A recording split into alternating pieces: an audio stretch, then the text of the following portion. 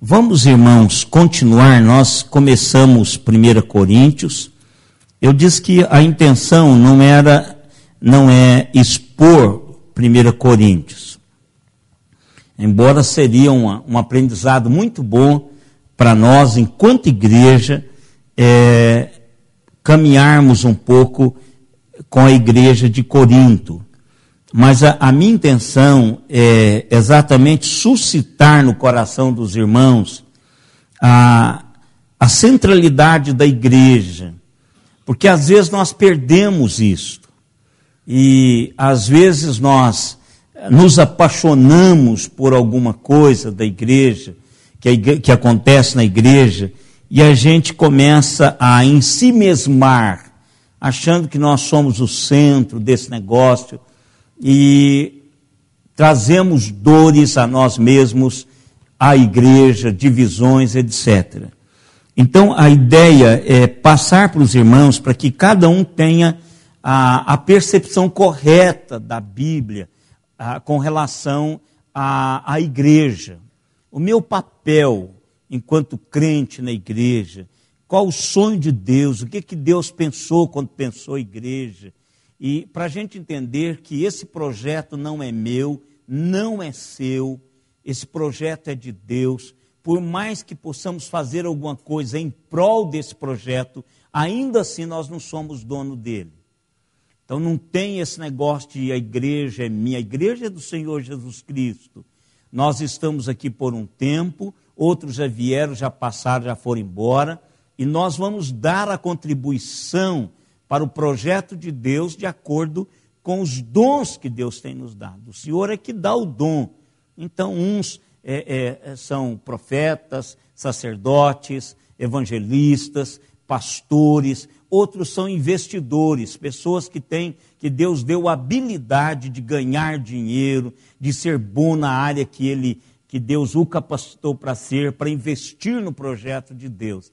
Então, Deus tem uma multiforme maneira de abençoar a igreja.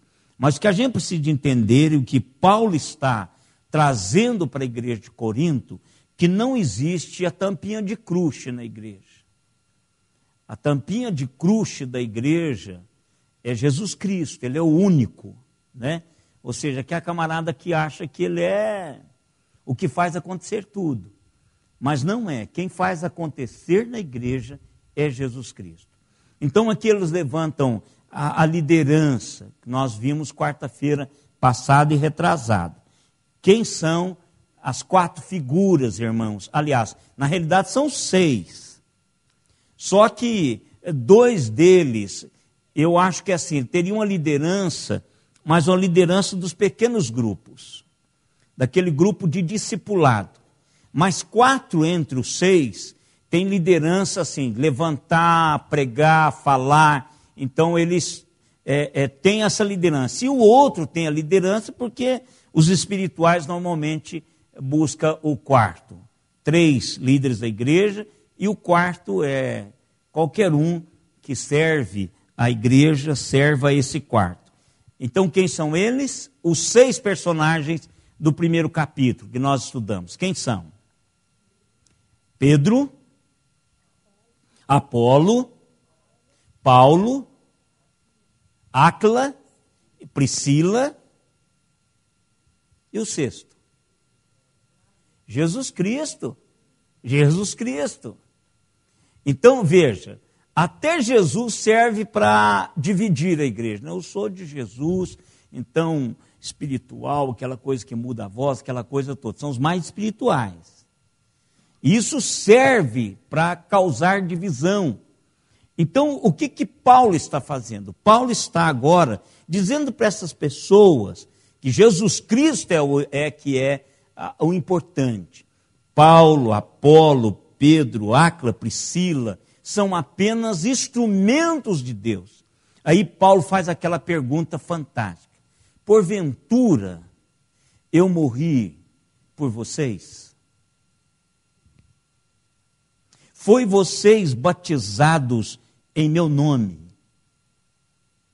Olha que habilidade Paulo teve de trazer as pessoas para Cristo. E é isto que nós aprendemos com o primeiro de todos os pregadores, contemporâneo de Jesus. Quem foi ele?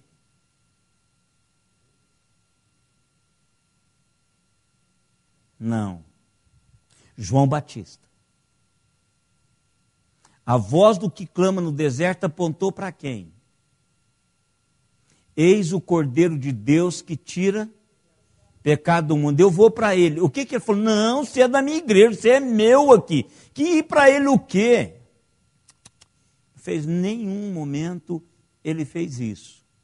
Então João Batista, Jesus disse que ele seria grande, grande aqui, grande no reino dos céus, que nenhum nascido de mulher seria maior do que ele. Por quê? Porque ele soube engrandecer a Jesus Cristo. E é o que nós precisamos entender para termos o nosso lugar no corpo. Jesus Cristo é importante, o projeto de Cristo é importante. Jesus Cristo morreu na cruz por esse projeto, pela igreja. Não há ninguém maior do que isso, irmãos.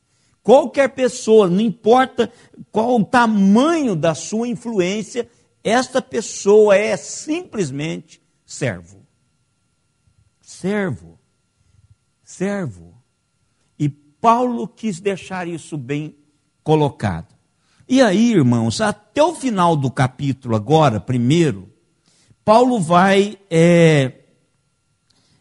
definir essa caminhada. E eu queria conversar com os irmãos sobre isso aí. E quero ler com os irmãos estes restantes, do verso 18 até o 29,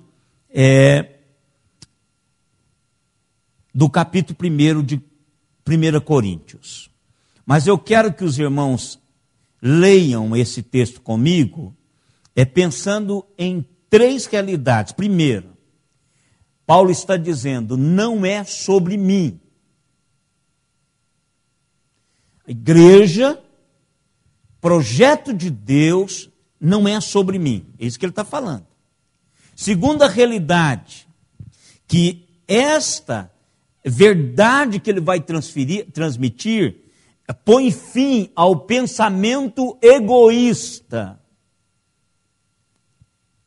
Eu sou servo, como qualquer outro. Eu não dei a minha vida pela igreja. Não dei mesmo, irmãos. Não tem nenhum de todo o meu tempo que foi comprado pelo meu sangue. Não foi. Então, põe fim ao pensamento egoísta. E quando eu entendo isto, restaura-se a comunhão. Porque o poder catalisador de gerar comunhão na igreja é Jesus Cristo. É Jesus Cristo. Não há nenhuma liderança, por mais forte que seja o poder catalisador da igreja, porque não é Jesus. Então, nesse pensamento, vamos ler estes versículos, mesmo assentados alternadamente, para que os irmãos possam acompanhar. Ele já começa pegando firme. Com certeza, a palavra da cruz é loucura para os que se perdem, mas para nós que somos salvos, poder de Deus.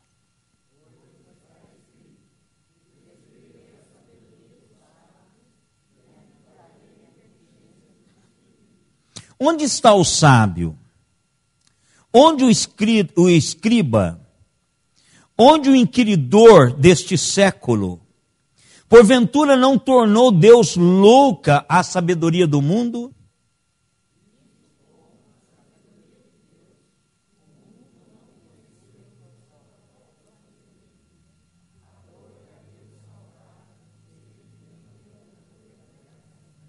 Porque tanto os judeus pedem sinais, como os gregos buscam sabedoria.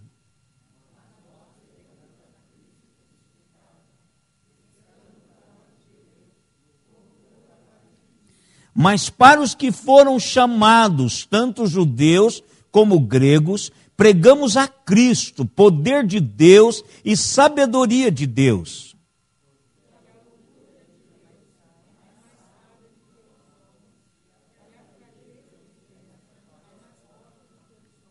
Irmãos, reparai, pois, na vossa vocação, visto que não foram chamados muitos sábios, segundo a carne, nem muitos poderosos, nem muitos de nobre nascimento.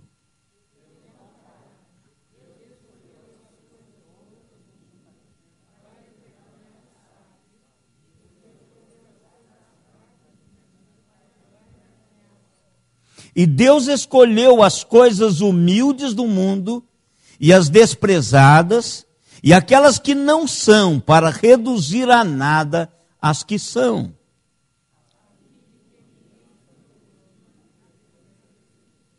Mas vós sois dele, em Cristo Jesus, o qual se nos tornou, da parte de Deus, sabedoria e justiça e santificação e redenção,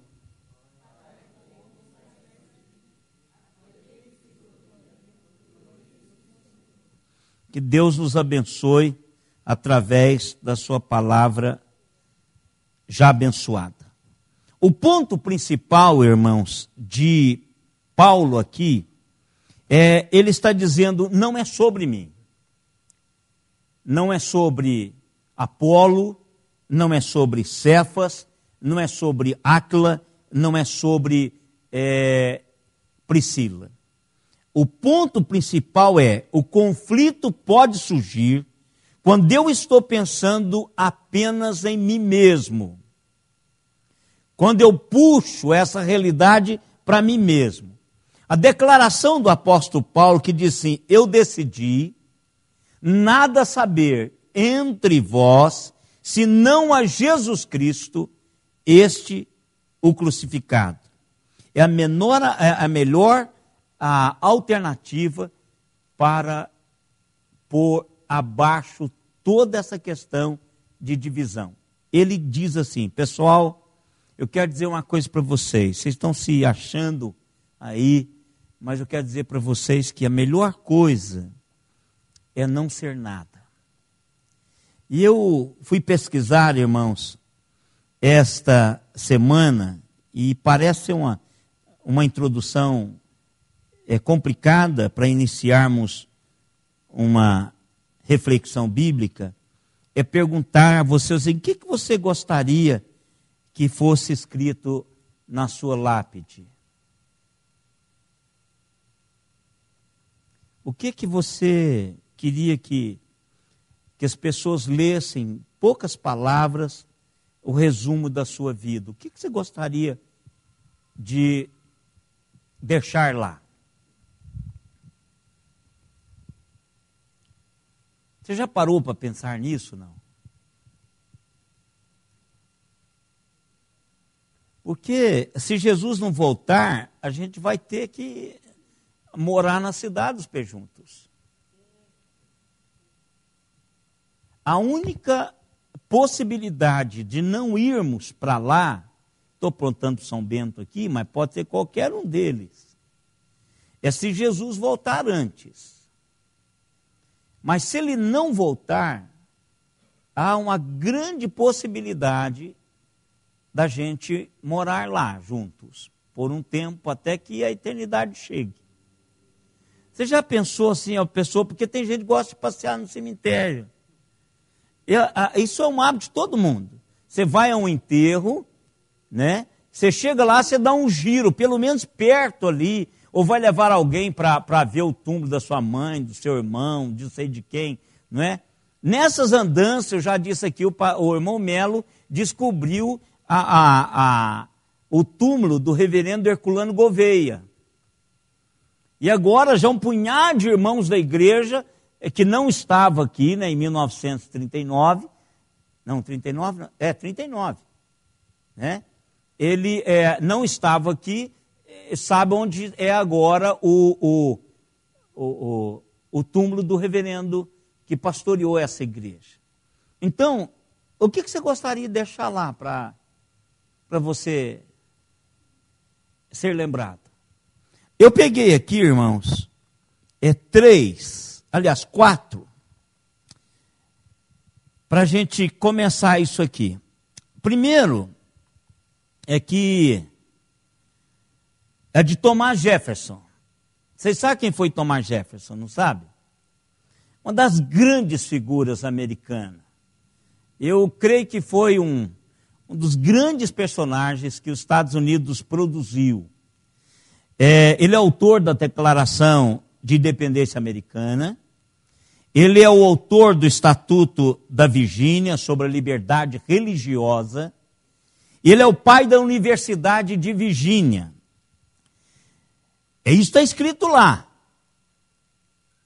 Está escrito no túmulo dele. Autor da Declaração de Independência Americana, do Estatuto de Virgínia sobre a liberdade religiosa, e o pai da Universidade de Virgínia, como testemunho de que ele viveu e por esses fatos, ele gostaria de ser lembrado. Ou seja, ele fez isso importante para a vida dos Estados Unidos. Então ele queria ser lembrado por isso. Um outro que, por causa dos seus estudos, eu peguei, porque eu achei importante, é o A.T. Robertson. Ele é um exegeta do Novo Testamento, um dos fantásticos exegetas do Novo Testamento. Ele morreu em 1934 e deixou escrito em grego, na sua lápide, o viver é Cristo, morrer é lucro. Mas está escrito assim, viver é Cristo, vírgula, morrer é lucro. É uma boa opção, né? É um versículo, é uma que poderia estar no túmulo de Paulo, porque é dele essa escrita. Mas também, irmãos, eu busquei esse dizer no túmulo do empresário que eu passei, no período de doença dele, eu passei a admirá-lo pelas colocações que ele fazia sobre a vida, sabendo que ia morrer. Nosso contemporâneo, José de Alencar Gomes da Silva, o ex-presidente da República, aliás, ex-vice-presidente da República e empresário conceituado no nosso país. Ele fez várias afirmações antes de morrer, mas ele colocou uma no seu túmulo que diz o seguinte: o importante é poder voltar. O importante é poder voltar. Agora, eu não sei se ele está numa perspectiva bíblica ou se ele está numa perspectiva espírita. Porque a Bíblia diz que será ressurreto.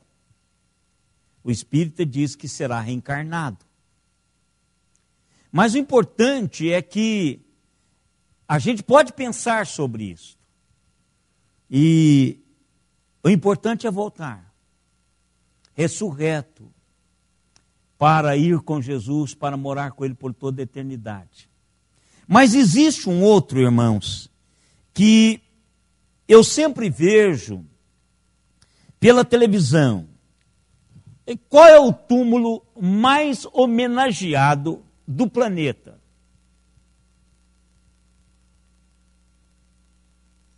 Vocês arriscam dizer?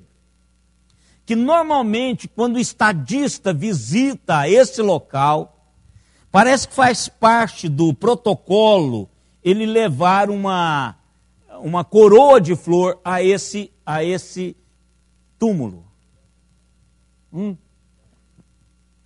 Não. Eu acho que o último que fez isso, aliás, é claro que deve ter tido outro, mas que foi assim, televisionado, filmado, passado para todo mundo, foi o príncipe da Inglaterra. Foi o último que eu vi levando essa coroa de flor. Eu falei, rapaz, qualquer dia eu vou usar esse negócio aqui. E coloquei no meu arquivo e agora é o momento de falarmos sobre isso. Vocês já conhecem o cemitério de Arlington? Não. Em Washington? Não. Não traz a memória de você. Hein? Não.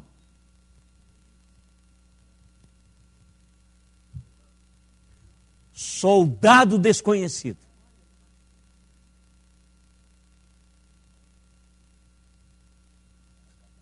Isso. Soldado desconhecido. O que é que torna esse túmulo memorável?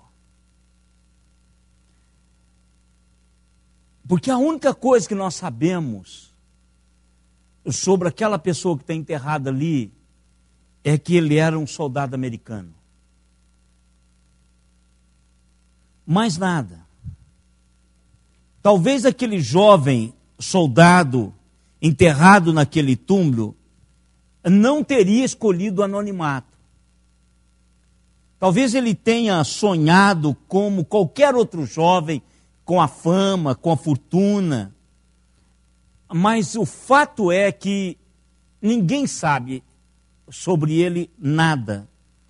E isso é, de fato, o que o torna o túmulo, o lugar mais visitado em Washington, por pessoas de alto nível de influência mundial. Hoje, irmãos, eu queria olhar para a identidade que Paulo puxa para si mesmo. Como é que Paulo se identifica? Para a gente começar a entender qual a visão do apóstolo Paulo. Olha, eu estou, assim, você também sabe disso, que se nós lemos o Novo Testamento, as cartas doutrinárias, as cartas que nos levam, de fato, tirando os evangelhos, a experimentar um toque da eternidade, são as cartas de Paulo. Ele não só era um gigante intelectual, mas ele era um gigante espiritual. Mas em momento nenhum nós conseguimos ver Paulo arrogante. Mesmo quando ele fica bravo, que ele quer mandar o cara queimado no inferno, põe esse camarada para que ele passa a sua espiritualidade, a seriedade, o zelo que ele tinha para com a igreja e para com a sua vocação. Então, o que Paulo quer dizer para a igreja de Corinto é que quanto mais servo você for, mais você será usado por Deus. Quanto mais servo, mais capaz de juntar, de unir o corpo, você será. E Paulo viu a si mesmo como uma dessas coisas humildes e desprezadas. Não é à toa, irmãos, que ele começa, a partir do verso 26, dizendo sobre a questão da vocação, como é que Deus fez para que a realidade da sua glória fosse manifestada através de pessoas biodegradáveis.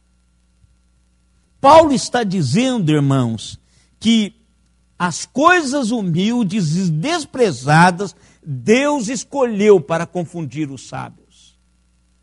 A cultura grega, irmãos, valorizava a sabedoria do mundo e a retórica humana. E Paulo estava nesse contexto.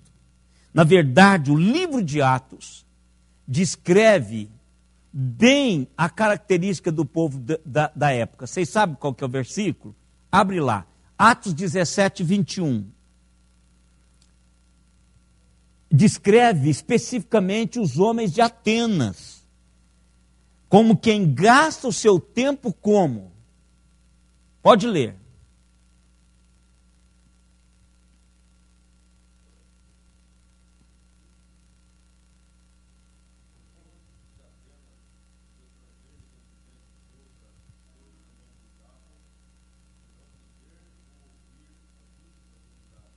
O que está entendendo aqui, irmãos? Não faziam nada, senão falar e ouvir as últimas novidades. Hein? Futilidade. Só isso. Qual o último celular que saiu? Qual o último carro? Quem é que está no topo? Quem é? Essa é a busca. Essa é a coisa que está acontecendo também entre nós. O que Paulo queria deixar claro para a igreja de Corinto, que em nenhum momento ele veio à igreja de Corinto, aliás, veio a Corinto como um filósofo brilhante, ou como um rabino cheio de si mesmo, com o conhecimento humano para passar para as pessoas. O que Paulo está tentando dizer para a igreja de Corinto é que ele não tem nada do que se vangloriar, exceto quem era Jesus. Quem era Jesus? Então Paulo, ele desveste, ele desnunda-se de todo o seu conhecimento. E era um homem extremamente culto, irmãos. Ele aprendeu aos pés de um rabino. Mas o que ele faz? Ele dá aquela esvaziada. Ele diz, olha, eu não vim aqui filosofar com vocês. Eu não vim aqui dar a vocês mais combustível para a intelectualidade. Os homens de Atenas gastam o seu tempo não fazendo nada, senão falando ou ouvindo as últimas novidades. Irmãos, pensa o quanto que a gente gasta jogando conversa fora. Jesus Cristo, irmãos, deve ocupar o centro das nossas conversas. A eternidade deve ser o ponto de conversação entre nós. O que Deus está fazendo, o que Deus propõe fazer através de determinadas vidas que estão se levantando para fazer algo em nome do Senhor. Pessoas que estão construindo realidade de Deus na história. Você sabe o que significa Paulo? Pequeno. Pequeno. Nós não sabemos, irmãos, e as Escrituras também não diz como é que Saulo veio a chamar-se Paulo. Mas o fato é que Paulo carregava no seu próprio nome uma definição de pequeno. Se Deus deu a ele este nome, ou se ele escolheu para ele mesmo, mas escolheu com propósito. Porque ele não queria aparecer, ele não queria que os holofotes estivessem sobre ele. Enquanto que a igreja de Corinto estava levantando as pessoas. E eu quero dizer uma coisa para vocês. Os grandes culpados das estrelas evangélicas é a própria igreja. É a própria igreja. Você já viu quando aparece um desses, todo mundo quer fotografar-se com ele. Todo mundo quer tirar uma casquinha, quer abraçar, quer fazer um selfie. Agora você imagina, um homem, ele já acha que é o máximo, imagina quando todo mundo diz que ele é o cara. Agora, o apóstolo Paulo está dizendo à igreja de Corinto, e a mim e a você, que o próprio nome dele é pequeno. É descritivo de como Paulo via a si mesmo, à luz de quem Cristo era. É essa a grande diferença que a gente precisa colocar. Quem sou eu? À luz do pastor da igreja. Pequeno. Bem pequeno. Muito pequeno. Quase nada. Se sou alguma coisa é porque ele é o vencedor. É o que nós acabamos de cantar. Nunca vi um hino tão fantástico como este. Jesus Cristo o vencedor. É Ele. É Ele que estende o cuidado sobre a igreja. E eu e vocês precisamos entender isso. Não há nada em que nós nos vangloriemos à luz de quem Jesus Cristo é. Por isso que Paulo diz assim: eu não morri por vocês.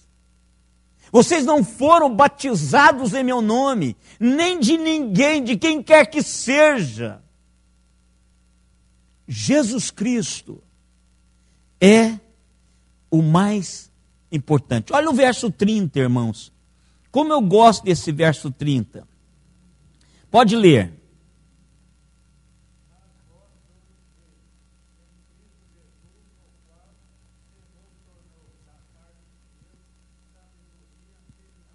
Olha aqui.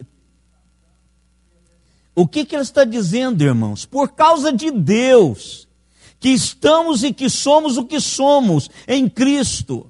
Não por causa da nossa sabedoria, não por causa da nossa bondade, não por causa de qualquer outra coisa, ou de nós mesmos.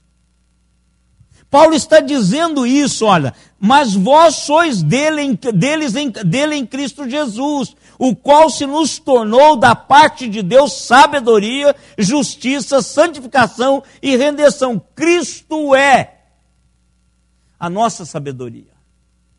Cristo é a nossa justiça. Cristo é a nossa santidade.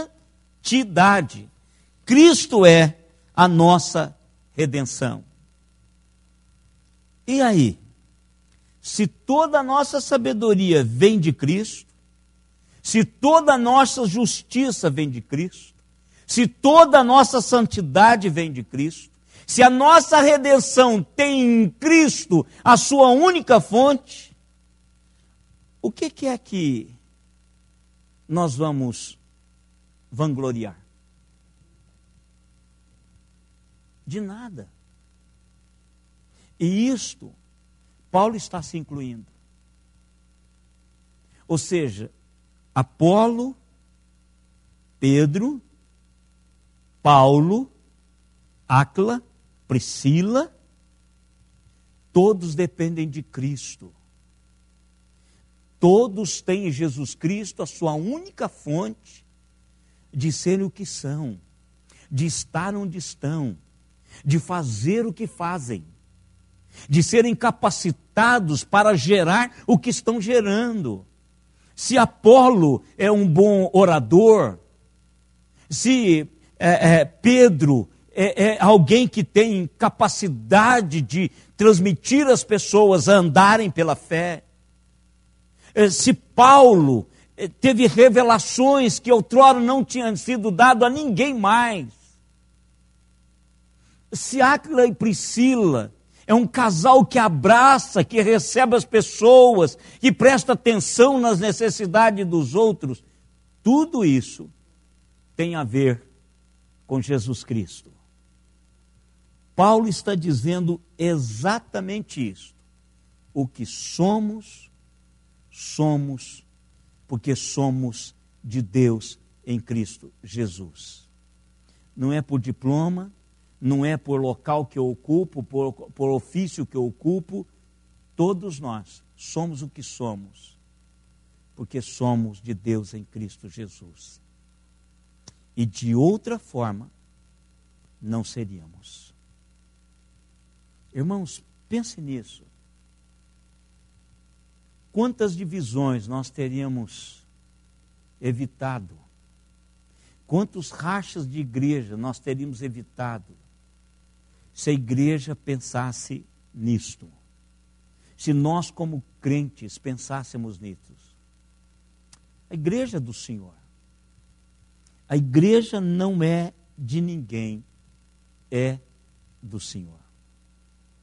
E eu sou dele. Eu sou dele. Então, irmãos, não sou de mais ninguém. Sou de Jesus. E o meu viver tem que ser para Ele. A minha vida tem que ser o palco das suas realizações, para a glória dele. Embora o meu nome não seja Paulo, Mas se Paulo é pequeno, o que vai sobrar para mim e para você? Somos em Cristo o cisquinho da existência. Só isso. Somos em Cristo o cisquinho na existência. E é um pingo mesmo, irmãos, de existência a minha, a sua. Até por durabilidade, a sombra que a gente projeta. Somos uma gota. Mas uma gota que Deus conta com ela. Uma gota que Deus conta com outras gotas para formar uma enxurrada, para formar um mover do seu espírito na história em toda geração. Próxima quarta. O que sabemos? O que somos? Somos o que somos em Cristo. E claro, o que sabemos é o que sabemos em Cristo. Aí a gente vai conversar na próxima quarta. Tá bom, irmãos? Vamos lá aos nomes. Gente, não pode deixar de aprender os nomes. Nós estamos num grupo bem pequeno, então não tem como, né? Eu estou dando essa colher de chá, né? Então vamos lá. Fiquem em pé vocês duas. Ó, para elas não repetirem o nome, a metade da igreja tem que saber o nome delas. É facílimo. Se você... É? Quantos sabem? Levanta a mão. Ah, gente, pelo amor de Deus. Olha, não, aqui. Santa Gertrude, cidade encostadinha aqui.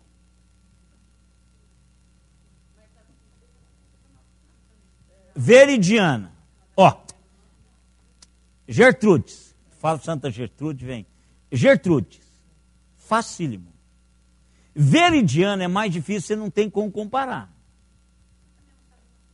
Hein? Só não sabe de ninguém? Pois é, mas por isso que nós estamos perguntando. Não, mas é mais difícil para elas. É claro que é, porque ela chega, tem 500. Elas são só duas. Então aí elas vão aprendendo à medida em que nós vamos, né? Hein?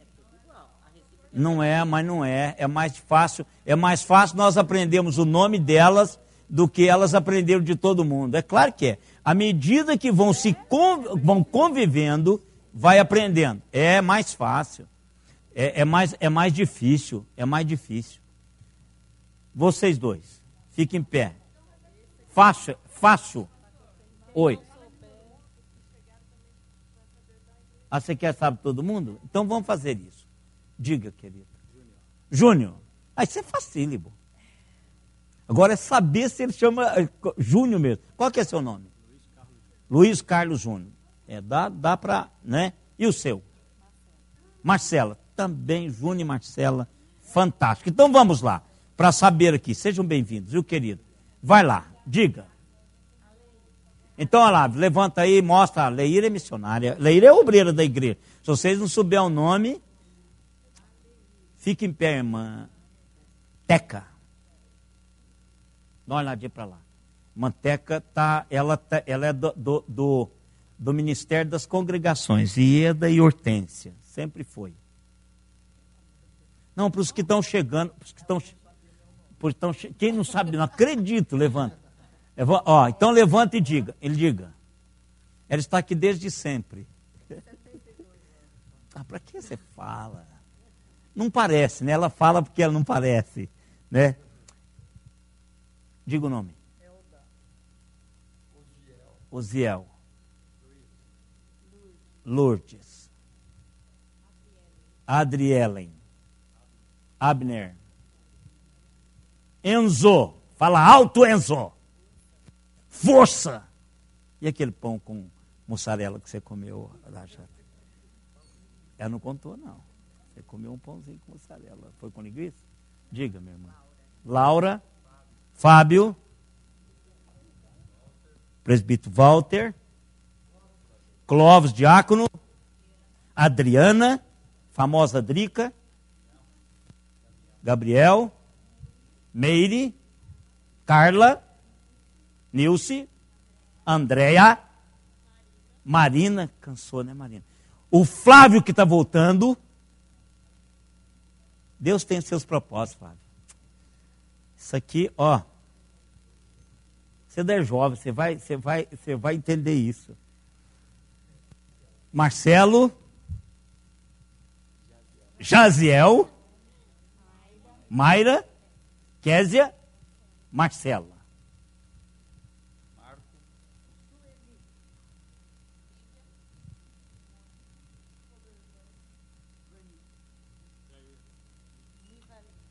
Não, Nina. Lina. Quer dificultar as coisas. Tem facilidade, facinho, né, Lina? Ah, José, para! Aonde o senhor chama José? Que isso? Que isso? Ah, José. Conheço o cara a vida toda por Rocha, agora ele chega e fala José? Ah, o senhor quer? O senhor quer? Ah, é isso? Ah, brincadeira, eu sabia isso. Mas Rocha, né, que ele já é Rocha mesmo, ele pega na sua mão com firmeza. Dirce.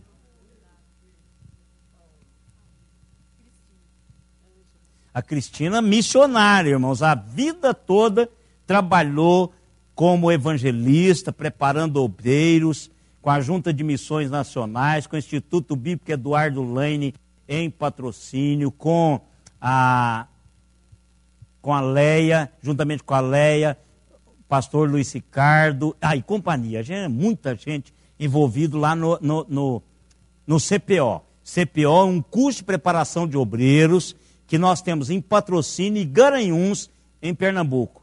E a Cristina trabalhou a sua vida. Quantos anos? Não, trabalha, 22 anos envolvido diretamente. Hoje você está, né, só nos bastidores. Elmi.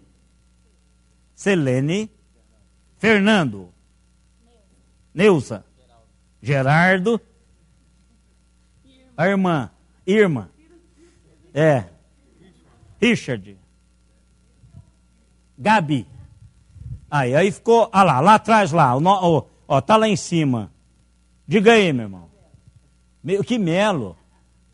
Irmão Valdir. O outro ali, diga aí, meu irmão. Leandro. Pronto, aí. Aí é bom mesmo, foi uma boa ideia. Todo mundo falar o nome para que um vai gravando o outro. Agora, sabe o que é? Assim, é porque a gente tem essa mania de chamar de irmão, e aí você não chama por nome. A gente precisa de aprender a chamar por nome. Porque aí você vai, nome é vivência. Né, Júnior? Tem que chama, olha, bate, fala, fulano, né? Porque senão você não consegue. E a igreja cresce muito.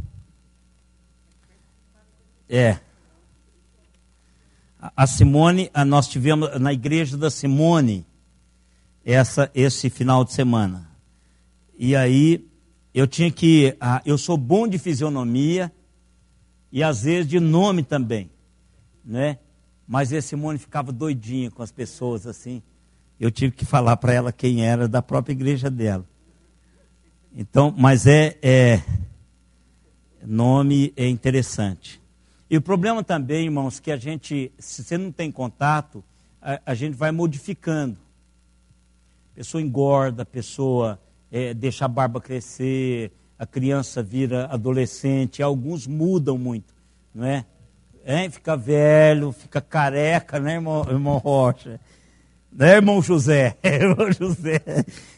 Jamais vai chamar o senhor de José, irmão Rocha. Tivemos 25 conexões: Campinas, Salvador, Campo Grande, Ribeirão Preto, Rosário, Argentina, Bauru, Santo André, São Paulo, Sorocaba, Parma, na Itália, Los Angeles, Maracaibo, Venezuela e Pirassununga. Esses irmãos aí da Venezuela, estamos orando. Lembre de orar, irmãos, aquele probleminha que está acontecendo lá entre Bolívia e Venezuela. É uma coisa muito triste de ver aquelas crianças, pessoas que podem ser expulsas, né? Então vamos orar por aquelas pessoas que estão lá. Aliás, nós estamos tendo um momento de sofrimento, irmãos, muito grande no mundo. É porque parece que a gente fica insensível, né? Parece que aquele negócio é um filme que você está assistindo. A gente assiste tanto filme que a gente acaba acostumando com a desgraça. Porque parece-nos que é uma obra de Hollywood. Mas aquelas pessoas que estão afogando, aquelas pessoas que estão tentando sair daqueles países, aquilo lá, irmãos, não é ficção, aquilo é verdade. É pessoas que choram, por exemplo, eu vi aquele pai chorando com o filho, tem criancinha chorando. Irmãos, aquilo é gente como eu e você. Então, a gente precisa de orar quando você vê isso ao vivo, tá? A televisão hoje está em tempo real as coisas, não é? Então, vamos estar orando. Aquele camarada que matou aquela repórter, aquela é uma mulher de verdade. Ela tem namorado, tem noivo, ele tem noiva. São pessoas que têm família, aquilo é de verdade, não é uma produção de Hollywood. Então a gente fica tão insensível que você nem ora. Você assiste essas desgraças uma atrás da outra e a gente nem clama nada, faz de conta que não está existindo, já que não bateu na minha porta. Mas, irmãos, nós estamos em sofrimento humano. Nós estamos caminhando para um caos. Para um caos. Precisamos clamar ao Senhor para que o Senhor interfira, como Ele já fez várias vezes. Ele já fez várias vezes. Então vamos clamar ao Senhor, unirmos-nos a Ele. Tira um tempinho ali mesmo na sua sala. Você não precisa de correr para o oratório. Nosso Deus, Ele não está circunscrito a um lugar. Olha lá, diga: Senhor, em nome de Jesus, eu peço que o Senhor cuide dessa criança. Pode ser uma pessoa só. Que o Senhor alivie a dor desse pessoal, que o Senhor apresente uma solução para essas famílias, atravessando com geladeira nas costas, atravessando com colchão nas costas. Irmãos, eu fico pensando assim, me colocando ali. Qual que seria o meu ponto de suportar e não entrar em parafuso? E ver como serão essas crianças amanhã, de sofrimento, de amargura, de tristeza. Então, irmãos, nós precisamos, enquanto igreja, interceder pelo mundo. Precisamos fazer isso. Se os irmãos aí, o irmão da Venezuela, pode contar, já fiz isso hoje, já orei, e para que Deus esteja abençoando ricamente, para que ia ter uma reunião hoje, ou vai ter amanhã, uma reunião diplomática entre a Venezuela e a Bolívia, para tentar resolver isso lá, não é? Então são dois países com dificuldade, a Venezuela está com dificuldade, a Bolívia também. Então vamos estar orando para que Deus gere soluções, para que as pessoas olhem para as soluções de Deus. Irmãos, foi Deus que criou esse negócio aqui. Ele sabe como funciona. Se nós buscarmos, Ele vai dar-nos o norte. Não é só individualmente, foi Ele que me criou. Às vezes eu falo com Ele: Senhor, o que está acontecendo comigo? O Senhor é meu projetista. Então me conduza para que a minha vida tenha essa leveza. Para que o Senhor me conduza nessa realidade. Vamos orar, irmãos. Faça isso, faça momentos de oração. Às vezes a gente cria que o negócio precisa estar num lugar. Não, você precisa estar em conexão com Deus. Pode orar na rua, você encontra alguém. Tem hora que eu oro assim pelas pessoas, só de estar sentado num lugar, de estar vendo alguém. Você é um agente alternativo do reino. Então, busque a Deus em oração. Não importa. Às vezes é porque a gente quer os lauréis, né? Ah, fulano orou para mim. Não, quando você ora anônimo, eu não tenho nada a ver com o que Deus vai fazer. Simplesmente eu fui chamar, eu vi a pessoa, digo: Senhor, eu estou sentindo que essa pessoa não está bem. Interfira, usa um servo do Senhor, eu não tenho acesso a ela. Mas tem muitos servos do Senhor por aí que tem um que deve encontrar com ela e falar uma palavra, gerar uma realidade. espiritual na vida dela. Ore, irmãos. A gente precisa aprender a conversar com o Senhor o tempo todo, colocar diante dele as nossas petições com ações de graças. Não esqueça disso. Quando eu vi o pessoal atravessando, disse: Senhor, muito obrigado. Quando eu fui tomar um banho, depois de ter visto a reportagem, falei: puxa vida, você fica até com vontade de desligar o chuveiro, né? Para tomar um banho frio. E isso para mim é um castigo, irmãos. Tomar banho frio para mim é um castigo. Eu gosto de um banho quente. Sempre gostei. Quando era aquela época de esquentar água e tomar banho na bacia, do mesmo jeito. Quando aquela época de jogar aguinha com cuia na cabeça, do mesmo jeito. Eu sempre gostei de água pelando. A minha água para temperar tinha que estar fervendo aquele balde. Eu punha lá e misturava mais água e punha a mão. Se estivesse queimando, era o que eu gostava. Agora, tem hora que tem vontade de desligar o chuveiro. Digo: Senhor, eu vou desligar esse negócio aqui em prol daqueles que não têm um banho quente. Então a gente precisa orar, porque somos humanos, irmãos. E a dor lá é a mesma dor aqui. Não tem diferença. A mesma dor do pai lá é a mesma dor do pai daqui. A mesma dor de ver os filhos sem um habitat é a mesma coisa aqui, né? E com essas quebras de empresas, ore, irmãos. Eu não acho nada legal vendo as lojas fechadas. A nossa irmã teve que fechar a loja dela. Eu passo ali, eu não sinto bem. A minha oração é para que Deus dê a ela uma nova visão empresarial. Que é bom para ela como crente, é bom para a cidade. Hoje eu vi, não sei se é Araras, não é Araras, uma rodoviária aí que o pessoal vai tirar, as pessoas estão lá há 40 anos. Eu digo: Deus amado, hein? São José do Rio Pardo. Eu digo: Deus amado, dê uma solução para as pessoas, são famílias. Qual que é o maior temor hoje, irmãos? Não ter o que pôr em casa para comer. Não ter onde morar. Esse é o maior temor hoje. Então a gente precisa de, primeiro, agradecer a Deus que temos. Não esqueça de fazer isso na hora de dormir, na hora de tomar o seu banho quentinho, na hora de pegar o seu carro, ele funciona rápido. Na hora de tudo, aprenda a agradecer ao Senhor. Ninguém precisa de ouvir isso. Você fala de coração, Deus sabe. Não é? Às vezes a gente quer orar em público, mas em silêncio, anonimamente, a gente não quer. Mas Deus faz, irmãos, muita coisa acontecer. Porque a Bíblia disse: muito vale a oração do justo pela sua eficácia. Irmãos, isso é poderoso. Nós andamos nas ruas com esse dispositivo do céu à nossa disposição. E quantas vezes nós perdemos a oportunidade de abençoar pessoas? Claro que Deus vai usar outro, mas o privilégio é meu. O privilégio é meu de dizer: Pai querido, interfira nesse quadro, em nome de Jesus. Olha para a pessoa, acompanha ela. Olha para a pessoa. Senhor, guarda, põe a mão. Hoje foi meu dia de sofrimento. Eu digo que a consulta no HC é uma benção, mas eu volto com a cabeça explodindo. Por quê?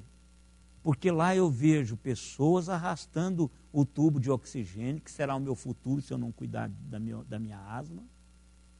Eu vejo pessoas com máscara, hoje eu vi todo tipo de doença. E é o tempo em que eu intercedo pelas pessoas. Eu digo: Deus, põe a mão, Senhor. Deus cuida.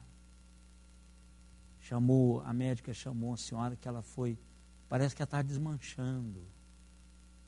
Eu digo: Deus, põe a mão sobre essa médica, anjo do Senhor.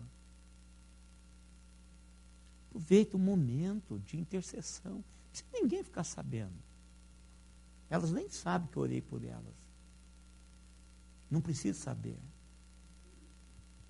Ore, irmãos, quando você estiver na sua televisão, nesse tempo real, ore pelas pessoas, porque isso faz bem a mim, a você e as pessoas. Vamos colocar em pé, vamos terminar.